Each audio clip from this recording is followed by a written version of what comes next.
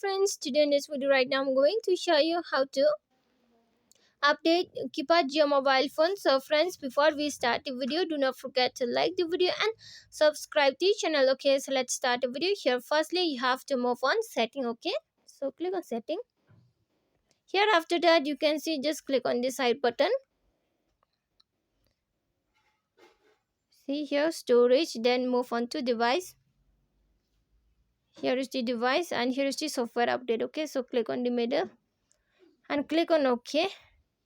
It's checking. Okay,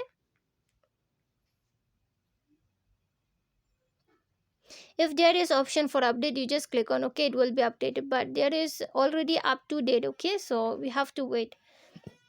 If like this, then and if there is a update option, you can update it. Okay, and friends, if you love the video, do not forget to like the video, share the video and subscribe to the channel. Friends, thanks for watching. Bye.